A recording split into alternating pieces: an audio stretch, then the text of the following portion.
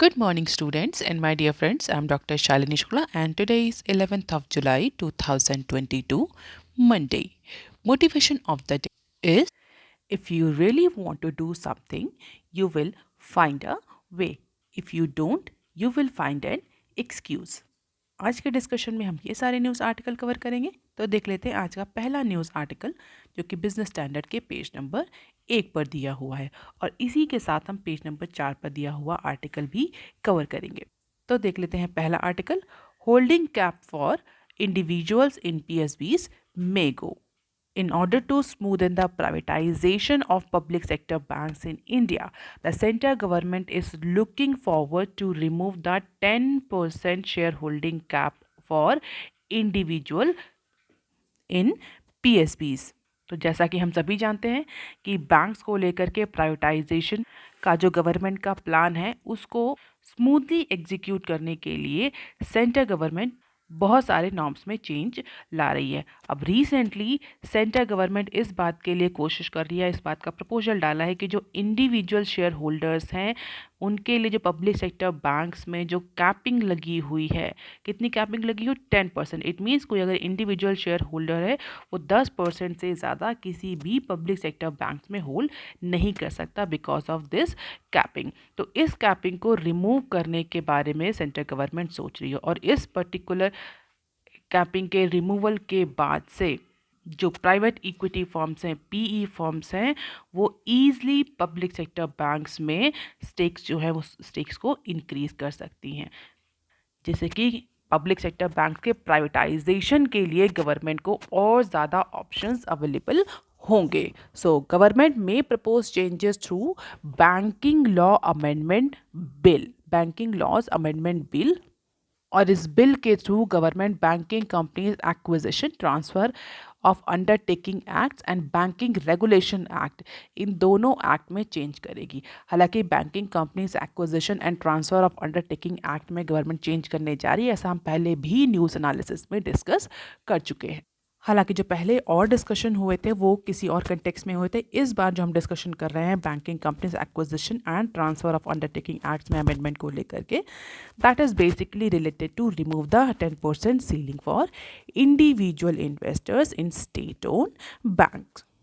और जैसे ही ये कैपिंग या ये रिस्ट्रिक्शन रिमूव होगा तो जो हाई नेटवर्थ इंडिविजुअल्स हैं, प्राइवेट इक्विटी फर्म्स हैं, they can buy larger shares into all public sector banks as notified by the regulator.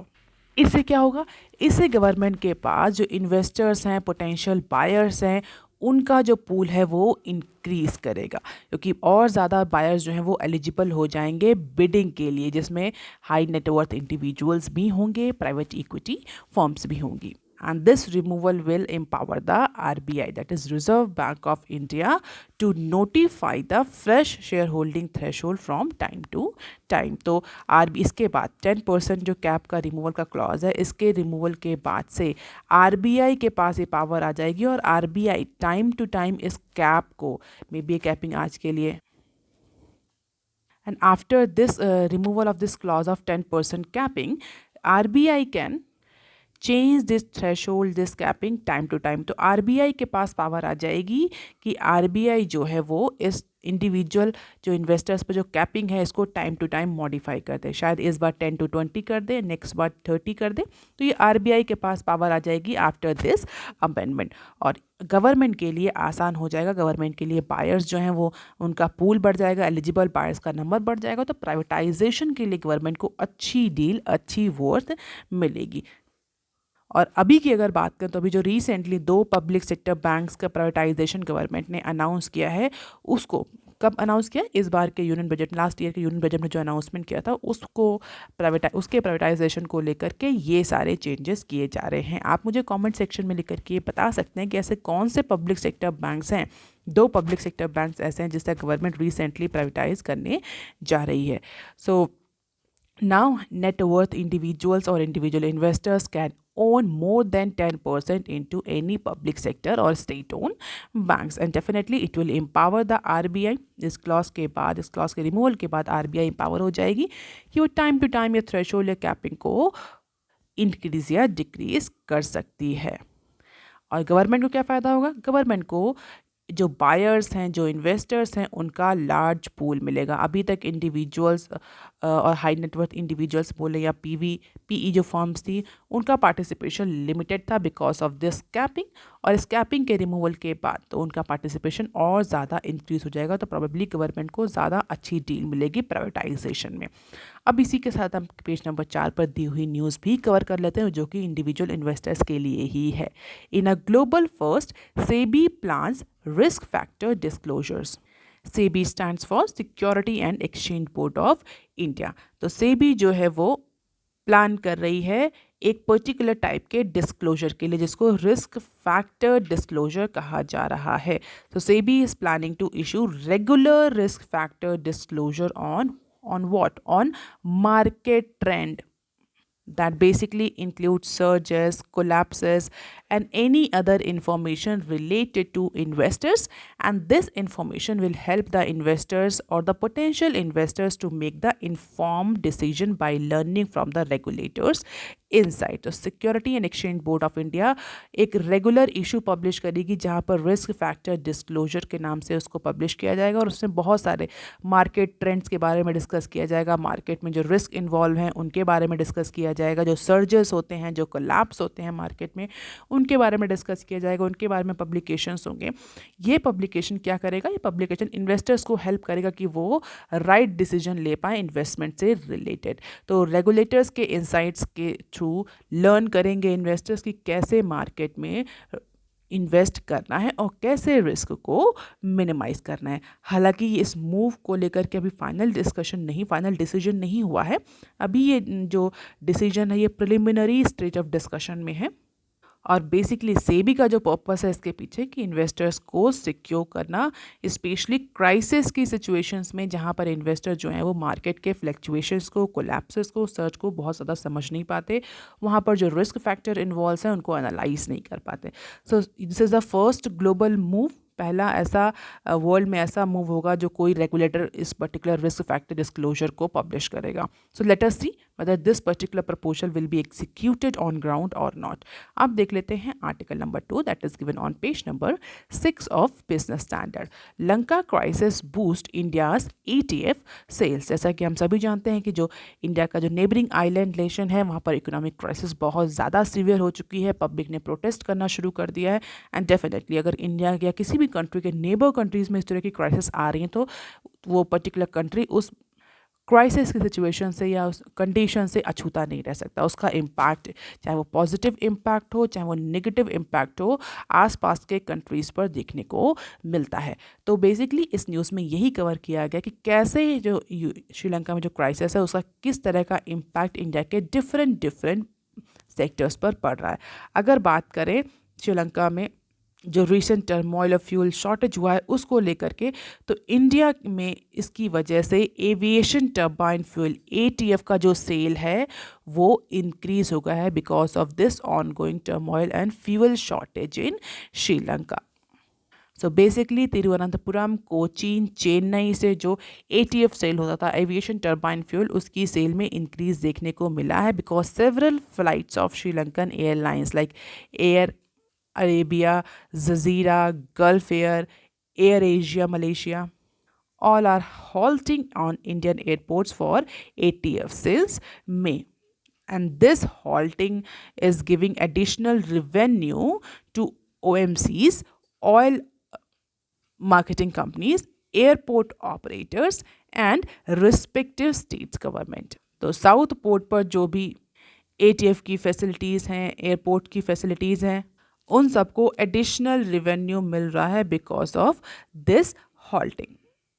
क्यों? क्योंकि अगर हम सीधी सीधे बात करें एविएशन कंपनीज़ की, जो श्रीलंका की जो एविएशन जो फ़्लाइट्स हैं वो इंडियन एयरपोर्ट्स पर हॉल्ट करेंगी। क्यों? क्योंकि उनके पास इस समय ATF फ्यूल नहीं है कि वो आगे कोई फ़्लाइट को कैरी ऑन कर सकें। So with the crisis intensifying, this Sri Lankan government will start landing in Sri Lanka air flights will start landing on Indian airports.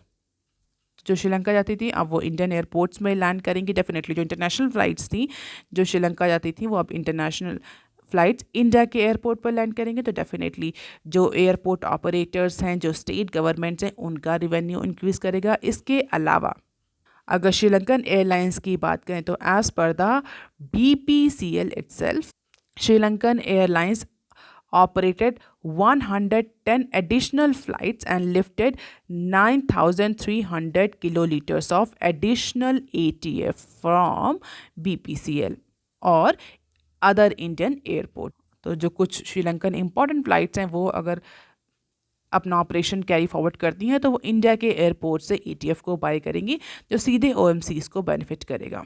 और अगर जो नंबर ऑफ फ्लाइट्स हैं जो डाइवर्ट हो रही हैं इंडिया की तरफ for refuelling purpose has now increase from 29th after the Lankan authorities informed airline that no ATF will be available. तो ऐसी इंटरनेशनल फ्लाइट जो कि श्रीलंका में हॉल्ड करती थी, श्रीलंका से ATF खरीदती थी, अब वो इंडिया में रीरूट हो जाएंगी, इंडिया की तरफ डाइवर्ट हो जाएंगी, इंडिया में होल्ड करेंगे और इंडिया से, इंडिया के जो एयरपोर्ट्स हैं, जो इंडिया के जो एयरपोर्ट ऑपरेटर्स हैं, वहाँ से ATF बाई करेंगे। तो डेफिनेटली उसकी वजह से इंडिया में जो रिवेन्यू जनरेशन है वो इंक्रीज़ करेगा। तो अपार्ट फ्रॉम श्रीलंकन फ्लाइट, जो अदर इंटरनेशनल फ्लाइट्स हैं जो श्रीलंका में हॉल्ड करती थी, अब वो इंडियन एयरपोर्ट्स को प्रेफर करेंगे and this will leads to the more revenue generation from South Indian airports and states as well.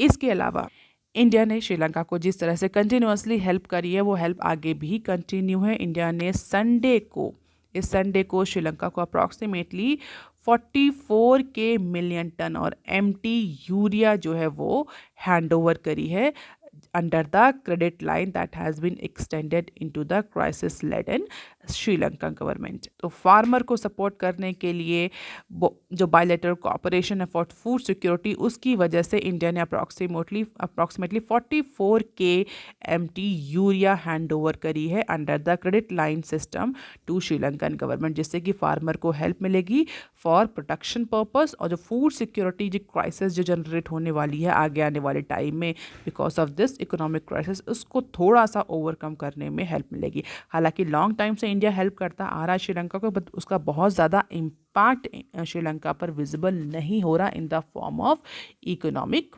Stability, बहुत ज़्यादा विजिबल नहीं हो रहा है। Although being a neighbor country, India is under obligation and it is also in the national interest of India that India should help the Sri Lanka, क्योंकि उसके जो spill over effect हैं वो इंडिया पर भी विजिबल होंगे, जैसे कि रिफ्यूजी क्राइसिस। ये भी न्यूज़ हम इसी आर्टिकल में कवर करेंगे। As of now no refugee crisis right now says Jaishankar, but yes अगर ये सिचुएशन इसी तरीके से कंटिन्यू रही तो प्रॉबली श्रीलंका से हमें हाई अमाउंट में, हाई नंबर्स में रिफ्यूजी देखने को मिल सकते हैं इंडिया के एडजॉइनिंग स्टेट्स में। But as of now union external affair minister mister Jaishankar inform the Indian government that, or inform the public that no refugee crisis right now and India has been supportive to Sri Lanka and it was trying to help the neighboring countries through its present economic crisis। तो उन्होंने कहा कि जितनी possible help हो पा रही है उतनी पॉसिबल हेल्प इंडिया कर रहा है। India standing with the people of Sri Lanka और जितनी भी पॉसिबल हेल्प होगी इंडिया वो श्रीलंका की करेगा। अब देख लेते हैं article number 3 that is given on page number 6 of business standard. 38 discoms qualify for ₹1.9 trillion under new reforms. अगर आप रेगुलर न्यूज़ एनालिसिस फॉलो करते हैं तो आपको पता होगा हमने कई बार डिस्कॉम्स के बारे में, जेनकॉम्स के बारे में और उनकी फाइनेंशियल सिचुएशन के बारे में डिस्कस किया है। इंडिया में जिस तरीके से फाइनेंशियल क्राइसिस फेस कर रही हैं, more specifically discom company, discom stands for distribution companies, उसको लेकर के एक बहुत बड़ा चैलेंज हमेशा से गवर्नमेंट के पास रहता है, क्योंकि इलेक्ट्रिसिटी डिस्ट्रीब्यूशन के केस में अगर इन डिस्कॉम्स के फाइनेंशियल क्राइसिस को ओवरकम नहीं किया गया तो फ्यूचर में इंडिया में इलेक्ट्रिसिटी प्रोवाइड करना बहुत ज़्यादा चैलेंजिंग हो जाएगा। और ऐसा पहली बार नहीं है कि गवर्नमेंट जो है वो किसी भी तरह की स्कीम को लेकर के आ रही है। जब से करंट गवर्नमेंट आई है कई सारी स्कीम्स डिस्कॉम्स के लिए और जेनकॉम्स के लिए आ चुकी हैं फॉर रिवाइवल पर्पस। हालांकि उनका बहुत ज़्यादा इम्पैक्ट हमें डिस्कॉम्स पर के फाइनेंशियल वायबिलिटी पर देखने को नहीं मिला, but in spite of all those failure the government, central government in second reform scheme is again bringing the new scheme, new revival schemes for discoms. तो इसको गवर्नमेंट ने क्या नाम दिया, सेकेंडरी रिफॉर्म। इससे पहले भी कई बार रिफॉर्म्स की कोशिशें हो चुकी हैं, लेकिन इस बार गवर्नमेंट फिर से स्टेट ओन जो पावर डिस्ट्रीब्यूशन कंपनीज हैं, डिस्कॉम कंपनीज हैं, उनको रिवाइव करने के लिए रिफॉर्म कर रही है। And this will begin with 38 discoms that have received funding approval after the meeting qualification criteria. तो इस बार भी जो डिस्ट्रीब्यूशन कंपनीज हैं, मोर स्पेसिफिकली जो state own power distribution companies हैं, उनको एडिशनल फंडिंग गवर्नमेंट दे रही है, एडिशनल फंडिंग अप्रूवल दे रही है गवर्नमेंट अंडर सर्टेन क्राइटेरिया, जिससे कि वो अपने जो फाइनेंशियल क्राइसिस हैं, जो ड्यूज़ हैं जेनकॉम्स के, उन ड्यूज़ को ख़त्म कर सकें, उन ड्यूज़ को पे कर सकें। और अगर रिफॉर्म्स की बात करें तो पिछले 15 सालों में गवर्नमेंट इस तरह की 4 रिफॉर्म्स, अप्रॉक्सीमेटली 4 से 5 रिफॉर्म्स स्कीम ला चुकी है। हालांकि इस नई स्कीम के तहत 38 डिस्कॉम कंपनी, जिसको second reform scheme BJP government की माना जा रहा है, इससे पहले भी कई सारे जो प्रीवियस गवर्नमेंट्स थी वो भी रिफॉर्म स्कीम ला चुकी थी। एंड सिंस 2014 अगर बोले तो ये मेजर रिफॉर्म स्कीम में ये सेकेंड टाइम गवर्नमेंट जो है वो ट्राई कर रही है डिस्कॉम्स को रिवाइव करने के लिए। और इसके तहत 38 स्टेट ओन डिस्कॉम कंपनीज को आइडेंटिफाई किया गया है, किस लिए, उन्हें एडिशनल फंडिंग दी जाएगी, जिससे कि वो अपने जो ड्यूज़ हैं, जेनकॉम्स के ड्यूज़ हैं, जो अदर ड्यूज़ हैं, उनको रीपे कर पाएँ। अगर इससे पहले की स्कीम की बात करी जाए, जो कि उदय स्कीम्स के नाम से, उदय रिफॉर्म स्कीम्स के नाम से डिस्कॉम्स के लिए लाई गई थी, जो कि फाइनेंशियल ईयर 20 में वाइंड अप हुई थी, उस स्कीम का हम बोलें वो सीधे सीधे फेल हुई थी, क्योंकि most of the discoms failing to meet their stipulated target are still in red zone. और जो उदय स्कीम का जो फेलियर था, बहुत सारी जो डिस्कॉम कंपनीज थी जिनको टारगेट्स दिए गए थे वो अचीव नहीं कर पाई थी अंडर उदय स्कीम। अब इस बार बीजेपी गवर्नमेंट फिर से इनके लिए नई रिवाइवल स्कीम ला रहे हैं। The first the dues to GENCO will be target. तो इस स्कीम के तहत जो सबसे पहला टारगेट होगा वो जो 1 ट्रिलियन का जो ड्यूज़ है डिस्कॉम्स पर, जो इसकी वजह से उनकी सप्लाई चेन इम्पैक्ट हो रही है, specially to power generating companies, उसको टारगेट करा जाएगा इस नई रिफॉर्म स्कीम के तहत under the latest 3 trillion revamped distribution sector scheme, जिसको RDSS के नाम से भी जाना जा रहा है। अगर आप किसी एग्जाम की तैयारी कर रहे हैं तो आप इसका फुल फॉर्म याद कर सकते हैं, रीवैम्प्ड डिस्ट्रीब्यूशन सेक्टर स्कीम। तो ये गवर्नमेंट ने सेकेंड रिफॉर्म में अनाउंस करी है। 3 trillion second reform scheme by BJP government. और अप्रॉक्सीमेटली 38 डिस्कॉम्स कंपनीज को 65% का फंड RDSS के थ्रू सेंक्शन किया जा सकता है।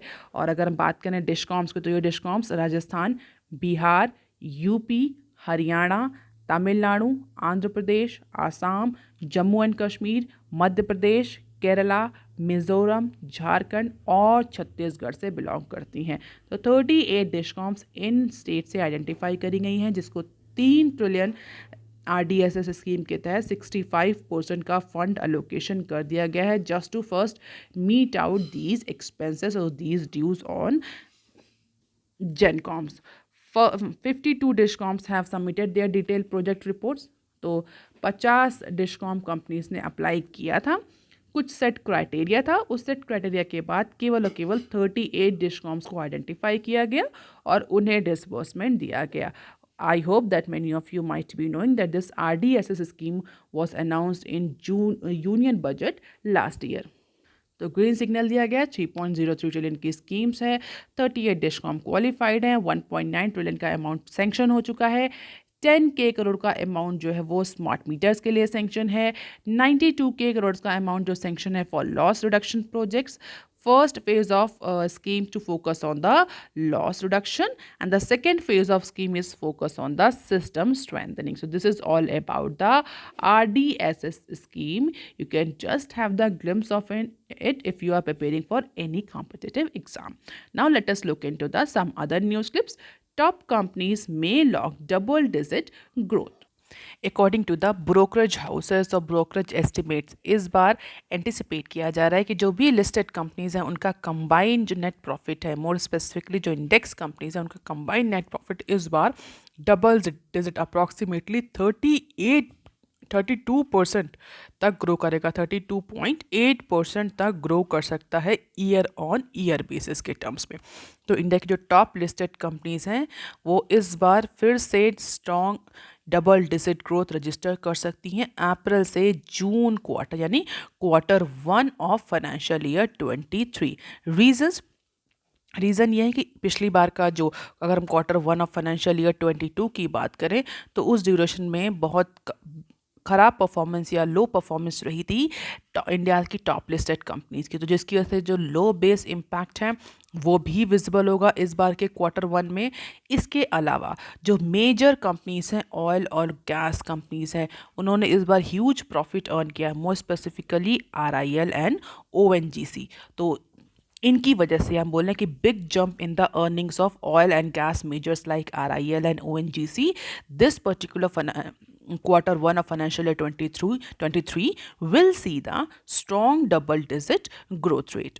However, the index companies' earnings expected to decline on sequential basis due to weak demand and decline in commodity prices and rise in interest rate. Although लेकिन जिनका combined net profit है index companies का वो 32% तक grow कर सकता है because of low base impact and big jump in the earnings of oil and major companies. अब देख लेते हैं nextly, draft bill seeks to regulate the e pharmacies. तो जिस तरीके से ई कॉमर्स के प्रेवलेंस के बाद, पेनिट्रेशन के बाद से इंडिया में बहुत सारे जो प्रोडक्ट्स हैं वो अब इलेक्ट्रॉनिकली या इलेक्ट्रॉनिक प्लेटफॉर्म्स पर अवेलेबल हैं, तो फार्मेसी या मेडिकल डिवाइसेस या ड्रग्स भी इस मामले में कहीं भी पीछे नहीं है। तो जिस तरीके से ई फार्मेसीज का पेनिट्रेशन बढ़ रहा है इंडिया में, बहुत सारे जो कंपनीज़ हैं, ई कॉमर्स कंपनीज हैं, they are launching their e pharmacies, उसको देखते हुए अब रेगुलेशन की आवश्यकता दिख रही है गवर्नमेंट को।